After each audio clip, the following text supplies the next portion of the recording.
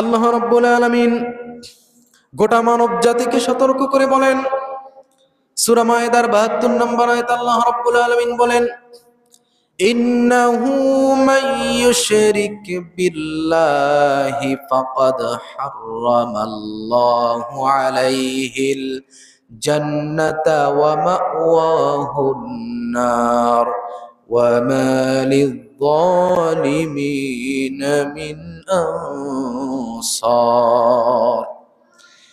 আল্লাহ রাব্বুল আলামিন বলেন, যে ব্যক্তি আল্লাহর সাথে শিরিক করল, আল্লাহ রাব্বুল আলামিন জান্নাতকে তার জন্য নিষিদ্ধ করে দিবেন। জোরে কোন নাউযুবিল্লাহ। জান্নাতকে তার জন্য আল্লাহ তাআলা নিষিদ্ধ করে দিবেন। তার আবাসস্থল হবে জাহান্নাম। আর কিয়ামতের দিন জালিমদের জন্য কোনো সাহায্যকারী থাকবে না। যারা এই শিরকের মধ্যে যারা নিমজ্জিত, তারা হলো জালিম। তারা কি? জালিম। জোরে বলেন, তারা কি? জালিম। আল্লাহ রাব্বুল আলামিন সূরা লোকমানের মধ্যে লোকমান হাকিমের উপদেশ বাণী বলতে গিয়ে হযরত লোকমান হাকিম তার সন্তানদেরকে উপদেশ দিতে গিয়ে তার ছেলেদেরকে ডেকে ডেকে বলতেছে, ও আমার ছেলেরা, ও আমার কলিজার টুকরা সন্তানেরা, শোনো, ইয়া বুনাইয়া লা তুশরিক বিল্লাহ ইন্নাশ শিরকা লাযুলমুন আযীম। হযরত লোকমান হাকিম তার সন্তানদেরকে তিনি বেশি ভালোবাসতেন। পৃথিবীর মধ্যে আপনার নিকটস্থ, আপনার নিকট সবচাইতে ভালোবাসার বস্তু থাকবে আপনার সন্তান। জোরে কোন ঠিক কিনা? আপনার সবচাইতে ভালোবাসার বস্তু থাকবে কোন জিনিস? আপনার সন্তান। আপনি যাকে সবচাইতে বেশি ভালোবাসেন সে আর কেউ নয়, সে হল আপনার সন্তান। পিতা হাজারো কষ্ট করার পরে যখন বাড়িতে এসে সন্তানের মুখের দিকে তাকায়, তার সারা দিনের সমস্ত ক্লান্তি কষ্ট আল্লাহ রাব্বুল আলামিন দূর করে দেয়। এই হলো সন্তান। আল্লাহ রাব্বুল আলামিন বলেন, সন্তানের নিয়ামত তোমাদেরকে দান করলাম। লোকমান হাকিম তার সন্তানদেরকে বেশি ভালোবাসতেন। ভালোবাসার নমুনাটা কি দেখেন? সন্তান যাতে জাহান্নামী না হয়, সন্তান যাতে দোজখে না যায়, এজন্য সন্তানদেরকে ডেকে নসিহত করতেছেন, ও আমার সন্তান, ও আমার বাবারা, শোনো, ইয়া বুনাইয়া লা তুশরিক বিল্লাহ, আল্লাহর সাথে কাউকে শরীক করা যাবে না। ইন্নাশ শিরকা লাযুলমুন আযীম, নিশ্চয় শিরক হলো মস্ত বড় জুলুম, মস্ত বড় অন্যায়। জোরে কর নাউযুবিল্লাহ। তাহলে যারা শিরক করে তাদেরকে আল্লাহ তাআলা কোরআনের ভাষায় তাদেরকে বলেছেন জালেম। তারা কি? জালেম। কিয়ামতের দিন তাদের কোনো সাহায্যকারী থাকবে না। আমি আপনাদেরকে একটি ঘটনা শোনাতে চাই। সহিহ মুসলিমের মধ্যে বাবু মিন ফাদাইলিস সাহাবা, সাহাবীদের মর্যাদার আলোচনায় সহিহ মুসলিমের মধ্যে নবীজির একজন প্রিয় সাহাবী, যাকে আমরা সকলেই চিনি, এই প্রিয় সাহাবীর নাম হলো হযরত আবু হুরায়রা। চিনি না সবাই? আবু হুরায়রাকে চিনি তো সবাই? এই আবু হুরায়রাকে চিনি, তার কারণ কি? নবীজির যত সাহাবী ছিলেন তার মধ্যে সর্বাধিক হাদিস বর্ণনা করেছেন এই আবু হুরায়রা। প্রায় ৫,৫০০-এর মতো হাদিস আবু হুরায়রা বর্ণনা করেছেন। ৫,৫০০-এর মতো হাদিস বর্ণনা করেছেন। কে? সবাই বলেন কে? আবু হুরায়রা। আবু হুরায়রা রাদিয়াল্লাহু তাআলা আনহু, তিনি ইসলামের জন্য তিনি তার জায়গা জমি বাড়িঘর সবকিছু ছেড়ে দিলেন। সেই সুদূর ইয়ামেন থেকে মদিনায় মসজিদে নববীতে এসে তিনি অবস্থান করলেন। তিনি সবচাইতে যাকে বেশি ভালোবাসতেন তিনি ছিলেন তার মা। আবু হুরায়রা রাদিয়াল্লাহু তাআলা আনহু সবচাইতে যাকে বেশি ভালোবাসতেন তিনি হলেন তার মা। হযরত আবু হুরায়রা তিনি সবচাইতে যাকে বেশি ভালোবাসতেন তিনি ছিলেন হযরত আবু হুরায়রার মা। মাকে তিনি এত ভালোবাসতেন, কিন্তু এই মা তিনি ছিলেন মুশরিকা। তিনি কি ছিলেন? মুশরিকা ছিলেন। কিন্তু আবু হুরায়রা প্রতিদিন মাকে নসিহত করতেন, মা আপনি ইসলাম কবুল করেন। মাকে বুঝাতেন। কেন বুঝাতেন? কারণ তিনি তার মাকে বেশি ভালোবাসতেন। যে আমি আবু হুরায়রা আমি আজকে জান্নাতে চলে যাব, আর আমার মা তিনি শিরক করার কারণে চিরস্থায়ী জাহান্নামে থাকবে, এইটা আবু হুরায়রা বরদাস্ত করতে পারছিলেন না। হাদিস শরীফের মধ্যে এসেছে হযরত আবু হুরায়রা তিনি তার মাকে খুব বেশি ভালোবাসতেন।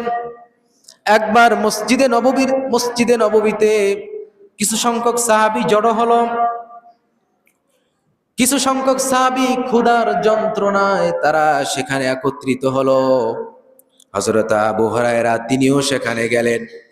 যাওয়ার পরে তিনি ক্ষুধার্ত এমন অবস্থায় আল্লাহর নবী চলে আসলেন।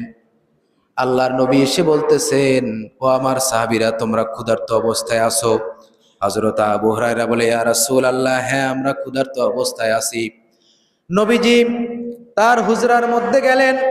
হুজরার মধ্য থেকে একটা থালায় করে কিছু খেজুর নিয়ে আসলেন। খেজুর আনার পরে নবীজি ক্ষুধার্ত সাহাবীদেরকে, রহমতের নবী আমার নবীজি তিনি ছিলেন দয়ার নবী, রহমতের নবী, তার সাহাবীদেরকে ক্ষুধার্ত অবস্থায় দেখে তিনি সহ্য করতে পারলেন না। বাড়ি থেকে তিনি খেজুর নিয়ে আসলেন। প্রত্যেক সাহাবীদের হাতে 2টা করে খেজুর দিচ্ছেন। আর নবীজি বলতেছেন, ও আমার সাহাবীরা তোমরা এই খেজুর খাও, পানি পান করো। এই খেজুরের বরকতে আল্লাহ রাব্বুল আলামিন সারা দিনে তোমাদের ক্ষুধাকে নিবারণ করে দিবে।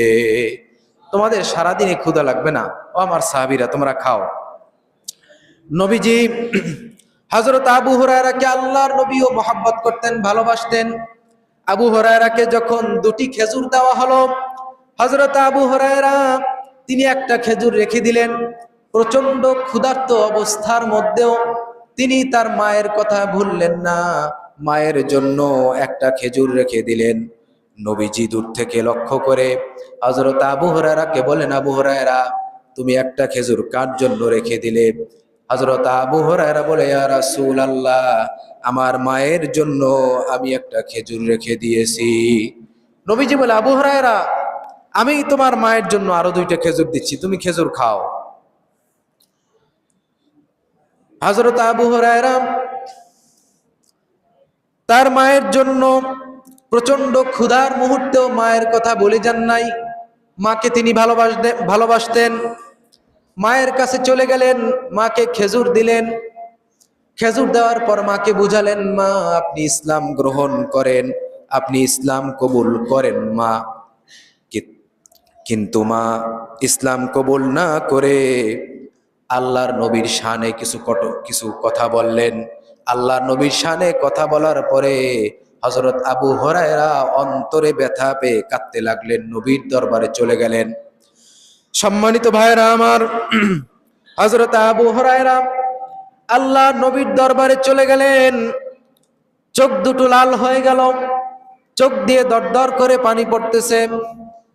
নবীজি জিজ্ঞেস করলেন, আবু হুরায়রা তুমি কাঁদো কেন? হযরত আবু হুরায়রা বলে, ইয়া রাসূলুল্লাহ, ইয়া হাবিবাল্লাহ, আমি প্রতিদিন আমার মাকে ইসলামের দাওয়াত দেই, কিন্তু আমার মা ইসলাম কবুল করে না। আজকে যখন আমি তাকে কলেমার দাওয়াত দিলাম, দ্বীনের দাওয়াত দিলাম, আমার মা আপনার সম্পর্কে এমন কিছু কথা বলেছে যার কারণে আমি ব্যথিত হয়েছি, আমি কান্না করতেছি। নবী গো, আপনি তো রহমতের নবী, আপনার কাছে আমার একটা দরখাস্ত, আপনি মেহেরবানি করে দয়া করে আমার মায়ের জন্য আপনি একটু দোয়া করে দেন। নবীজি সঙ্গে সঙ্গে 2 হাত তুললেন। 2 হাত তুলে আল্লাহকে ডেকে বলেন, আল্লাহুম্মা হাদি আল্লাহুম্মা হাদি উম্মা আবি হুরায়রা, ইয়া আল্লাহ তুমি আবু হুরায়রার মাকে হেদায়েত দান করে দাও। সম্মানিত উপস্থিতি, দেখেন হেদায়েতের জন্য মানুষের জন্য দোয়া করা জায়েজ আছে। নবীজি আবু হুরায়রার মায়ের জন্য দোয়া করে দিলেন। আবু হুরায়রা সঙ্গে সঙ্গে বাড়িতে দৌড় দিলেন। হযরত আবু হুরায়রা বলেন, যেখানে নবীজি দোয়া করেছেন আমি জানি আল্লাহর নবীর দোয়া কবুল হয়ে যাবে। আমি সঙ্গে সঙ্গে দৌড়ে বাড়িতে চলে গেলাম। বাড়িতে গিয়ে দেখি আমার মা ঘরের দরজা বন্ধ করে আমি যাওয়ার সঙ্গে সঙ্গে আমাকে ডাক দিয়ে বলে, আবু হুরায়রা তুমি একটু দাঁড়াও। হযরত আবু হুরায়রা বলেন, আমি মায়ের কণ্ঠের মধ্যে কোনো কর্কশ আওয়াজ শুনলাম না। আমি মায়ের কণ্ঠের মধ্যে অন্যরকম একটা শব্দ পেলাম। আমি আমার মায়ের কণ্ঠের মধ্যে যেন ইসলামের একটা ঘ্রাণ পেলাম। আমি পানির শব্দ শুনতে পেতেছি। আমার মা গোসল করতেছে। আমার মা গোসল করে পোশাক পরিধান করে চাদর মুড়ি দিয়ে আমার সামনে এসে ঘোষণা দিচ্ছে। মা বলতেছে, আবু হুরায়রা আমাকে তুমি পড়ায় দাও, আশহাদু আল্লা ইলাহা ইল্লাল্লাহু ওয়া আশহাদু আন্না মুহাম্মাদান আবদুহু ওয়া রাসূলুহু। হযরত আবু হুরায়রার মা তিনি ইসলামকে কবুল করে নিলেন। ইসলাম কবুল করার পরে হযরত আবু হুরায়রা খুশিতে তিনি আত্মহারা হয়ে গেলেন। মা ইসলাম কবুল করেছে, সবচাইতে যাকে আমি বেশি ভালোবাসি আমার মা, আমার মা ইসলাম কবুল করেছে। দৌড়ে আল্লাহর নবীর কাছে চলে গেলেন। গিয়ে বলতেছে, ইয়া রাসূলুল্লাহ, ইয়া হাবিবাল্লাহ, সুসংবাদ, আপনার দোয়া আল্লাহ কবুল করেছে, আমার মা মুসলমান হয়ে গেছে। জোরে কোন সুবহানাল্লাহ। নবীজির দোয়ার বরকতে দেখেন আমার রহমতের নবী, যখনই নবীকে সংবাদ দেওয়া হলো, ইয়া রাসূলুল্লাহ আমার মা ইসলাম কবুল করেছে, আমার নবীজি সঙ্গে সঙ্গে আল্লাহর প্রশংসা আদায় করলেন। নবীজি বললেন হামদাল্লাহ বিহামদাল্লাহ ওয়া আসনা আলাইহি, আমি আল্লাহর প্রশংসা আদায় করতেছি, আমি আল্লাহর গুণ কীর্তন করতেছি। হযরত আবু হুরায়রা বলেন, নবী গো আপনি দয়া করে আমার জন্য আর আমার মায়ের জন্য একটু দোয়া করেন। গোটা দুনিয়ার তামাম মুমিনিন মুমিনাত যেন আমি এবং আমার মাকে ভালোবাসে। হুজুর আরেকটু দোয়া করে দেন। আল্লাহ নবীর কাছে বলতেছে, হাদিসখানা এভাবে বর্ণিত হয়েছে, কুলতু ইয়া রাসূলুল্লাহ উদউল্লাহ আইয়ুহাব্বিবানি আনা ওয়া উম্মি ইলা ইবাদিহিল মুমিনিন। ইয়া রাসূলুল্লাহ আমার জন্য এবং আমার মায়ের জন্য একটু দোয়া করে দেন, যাতে গোটা দুনিয়ার সমস্ত মুমিনিন মুমিনাত, সমস্ত মুসলিমিন মুসলিমাত যেন আমি এবং আমার মাকে ভালোবাসে, এবং আমি এবং আমার মাও যেন গোটা দুনিয়ার মুমিনিন মুমিনাতকে আমরাও যেন ভালোবাসি। হুজুর এই দোয়াটা একটু করে দেন। নবীজি আবার দোয়া করলেন, আল্লাহুম্মা হাব্বিব উবাইদাকা হাযা ইয়ানি আবা হুরায়রা ওয়া উম্মুহু ইলা ইবাদিকাল মুমিনিন। নবীজি যখন দোয়া করলেন, দোয়ার বদৌলতে হযরত আবু হুরায়রা বলেন, ফামা খুলিকা মুমিনুন ইয়াসমাউ বি ওয়া লা ইয়ারানি আলা আলা উহাব্বানি। হযরত আবু হুরায়রা বলেন, নবীজির দোয়ার বরকতে তামাম এমন কোন মুমিনিন মুমিনাত নাই, এমন কোন মুসলিমিন মুসলিমাত নাই আমি আবু হুরায়রার নাম শুনেছে আমাকে ভালোবাসে না। হযরত আবু হুরায়রা বলেন, নবীজি যখন আমার জন্য দোয়া করেছেন, এই দোয়ার বদৌলতে, এই দোয়ার কারণে আমি আবু হুরায়রার নাম শুনেছে এমন কোন মুমিনিন মুমিনাত, এমন কোন মুসলিমিন মুসলিমাত নাই যারা আমাকে ভালোবাসে নাই। দেখেন বর্তমানে যত ওলামায়ে কেরাম রয়েছে, যত মুমিনিন মুমিনাত রয়েছে, আবু হুরায়রার নাম শুনলে দেখবেন একটা ভালোবাসার একটা বন্ধন, যেন আবু হুরায়রার সাথে যেন একটা সম্পর্ক রয়েছে। জোরে কোন ঠিক কিনা? বুখারী শরীফ পড়তে যান, সবচাইতে বেশি হাদিস কার? বর্ণিত হাদিসের সংখ্যা বেশি কার? হযরত আবু হুরায়রা। এটা হলো রাসূলুল্লাহর বরকত। সম্মানিত উপস্থিতি, আমি বলতেছিলাম যে আসলে আমি যে কথাটি বলতেছিলাম, আবু হুরায়রা তার মাকে বেশি ভালোবাসতেন, এজন্য তিনি মার হেদায়েতের জন্য আল্লাহর কাছে দোয়া করেছেন। আল্লাহ যেন তার মাকে হেদায়েত দান করে। আল্লাহ যদি তার মাকে হেদায়েত দেয় তাহলে মা কঠিন জাহান্নামের আগুন থেকে রক্ষা পেয়ে যাবে। আবু হুরায়রার উদ্দেশ্য ছিল তার মা যেন কঠিন জাহান্নাম থেকে মুক্তি পায়। সম্মানিত উপস্থিতি, আমি আপনাদেরকে বিনীতভাবে বলবো, আমার সন্তানেরা, আমার আহলে আওলাদেরা, আমার পরিবার পরিজন যেন শিরকের মধ্যে ধাবিত না হয়, কোনোভাবে যেন শিরকের সাথে জড়িত না হয়। আমরা যেন সকলে শিরিক মুক্ত পরিবার গড়ে তুলতে পারি, কারণ শিরক একটি মারাত্মক জঘন্যতম অন্যায়। আল্লাহর হাবিব বলতেছেন ওয়ান আনাস রাদিয়াল্লাহু আন قال قال رسول الله صلى الله عليه وسلم আকবারুল কাবাইরি ওয়াল ইশরাকু বিল্লাহ, সবচাইতে বড় মারাত্মক গুনাহ হলো আল্লাহর সাথে শিরিক স্থাপন করা। আল ইশরাকু বিল্লাহ, এক নম্বর হলো আল্লাহর সাথে শিরিক স্থাপন করা। ওয়া কুতলুন নাফসি, দুই নম্বরে হলো মানুষ হত্যা করা। ওয়া উকুকুল ওয়ালিদাইন, তিন নম্বরে হলো পিতামাতার অবাধ্যতা করা। চার নম্বরে হলো ওয়াকাউলুজ জুর, মিথ্যা কথা বলা। ওয়াকালা, চার নম্বর হলো আও ক্বালা ওয়া শাহাদাতুজ জুর, পাঁচ নম্বরে হলো মিথ্যা সাক্ষ্য দেয়া। পাঁচ নম্বরে হলো মিথ্যা সাক্ষ্য দেয়া। সম্মানিত উপস্থিতি, আমরা কিভাবে শিরকের মধ্যে আছি আমি সংক্ষেপে সেই কথাগুলি বলবো। যেমন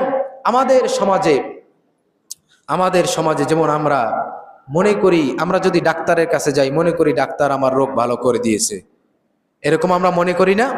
এরকম মনে করাটা শিরকে আসগর। এটা কি? শিরিক দুই প্রকারের, একটা হলো শিরকে আকবর আর একটা হলো শিরকে আসগর। শিরকে আকবর হয়তো আমরা করি না, কিন্তু শিরকে আসগরের মধ্যে আমরা অনেকেই লিপ্ত রয়েছি। যেমন উদাহরণ দিতে গিয়ে আমরা বলতে পারি, যেমন আমি ডাক্তারের কাছে গিয়েছি, ডাক্তারের ওষুধ আমাকে সুস্থ করেছে। আসলে ডাক্তারকে যিনি সুচিকিৎসা করার তৌফিক দান করেছেন তিনি কে? আল্লাহ। তিনি বলেন তিনি কে? আল্লাহ। ডাক্তার অনেক সময় ভুল চিকিৎসায় রোগী মারা যায় না? মারা যায়। আল্লাহ যদি তাকে সঠিক চিকিৎসা করার তৌফিক না দিতেন তাহলে ডাক্তার সঠিক চিকিৎসা দিতে পারতো না, আমি সুস্থ হতাম না। তাহলে আমার মূল সুস্থতার মূলে যিনি কাজ করেছেন, যার রহমত কাজ করেছেন তিনি কে? আল্লাহ। এই যে ওষুধগুলি তৈরি করা হয়, এই ওষুধগুলির উপাদান সৃষ্টি করেছেন কে? আল্লাহ। তাহলে এখানে শিরকে আসগরের কোনো জায়গা আমরা দিব না। আমার ভালো আমার মন্দ সব কিছু যিনি করেন তিনি কে? আল্লাহ। এরকমটা। এরপরে শিরকে আসগরের আরো কিছু ধাপ রয়েছে। আমি যদি বলি ঠান্ডা দুধ পান করার পরে আমার পেটে ব্যথা হয়েছে, এটাও শিরকে আসগরের অন্তর্ভুক্ত। কারণ আমার ভালো আমার মন্দ যা কিছু ঘটবে কার পক্ষ থেকে হবে বলেন? আমার ভালো আমার মন্দ কার পক্ষ থেকে হবে? আমি যেটা কল্যাণ লাভ করব সেটা আল্লাহর পক্ষ থেকে হবে, আমার অকল্যাণ যেটা হবে সেটাও আল্লাহর পক্ষ থেকে হবে। আল্লাহ রাব্বুল আলামিন বলেন, সমস্ত পৃথিবীর মানুষগুলো যদি একত্রিত হয়ে তোমার অকল্যাণ করতে চায়, কেউ তোমার ক্ষতি করতে পারবে না যদি আল্লাহ না চায়। আল্লাহ যদি না চায় তাহলে পৃথিবীর কোনো শক্তি আপনার কোনো ক্ষতি করতে পারবে না। সুবহানাল্লাহ বলেন।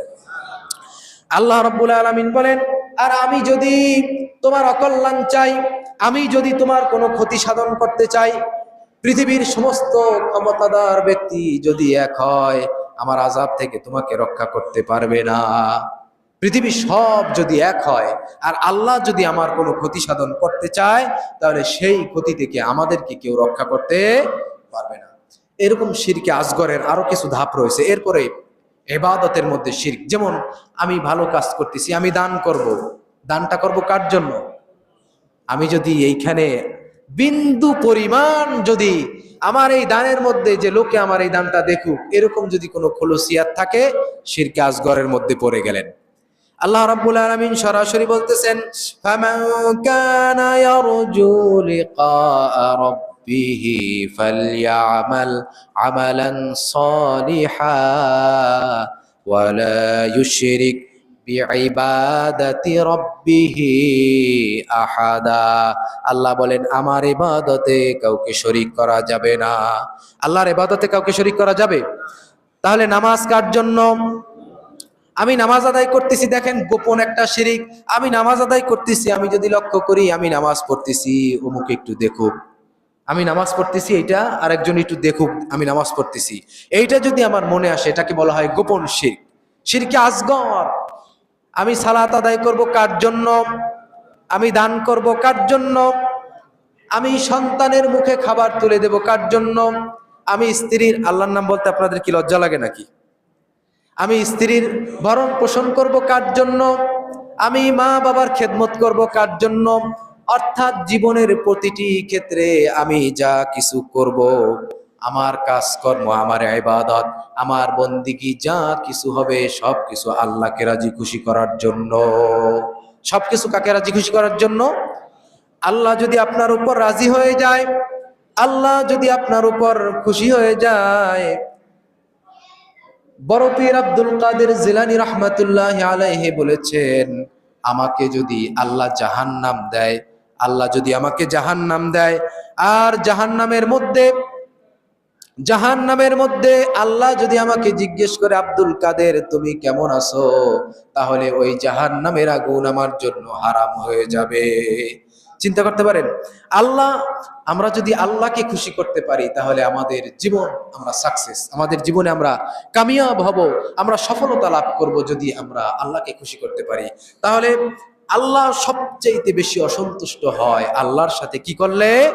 শিরিক স্থাপন করলে। এই মারাত্মক, এই ভয়ঙ্কর গুনাহ থেকে আমরা বেঁচে থাকার জন্য আমরা আমাদের পরিবার, আমাদের ছেলে মেয়ে স্ত্রী সকলকে, বিশেষ করে সমস্ত মানব জাতিকে আমরা এই শিরিক থেকে ফিরে থাকার জন্য আমরা আহ্বান জানাবো। সকলকে আল্লাহ তাআলা, এই সকল মানব জাতিকে আল্লাহ তাআলা হেদায়েত নসিব করুক, সবাই বলি আমিন। আর আমাদের সকলকে আল্লাহ তাআলা তার ইবাদতে, শিরিক মুক্ত ইবাদত করার তৌফিক দান করুক, সবাই বলি আমিন। সম্মানিত উপস্থিতি, একেবারে সময় শেষ হয়ে গেছে, আর কথা বাড়াবো না। আল্লাহ তাআলা, আমরা আজকে জুমার দিন মসজিদে এসেছি, খুতবায় যে আলোচনা হলো কোরআনে কারীম থেকে, আল্লাহ তাআলা মহাগ্রন্থ আল কোরআনের বারাকা, আল কোরআনের বরকত, আল কোরআনের নূর, আল কোরআনের হেদায়েত আমাদের সকলের নসিবে যেন আল্লাহ তাআলা দান করে দেয়, সবাই বলি আমিন। ওয়া আখির দাওয়ানা আনিল হামদুলিল্লাহি রাব্বিল আলামিন।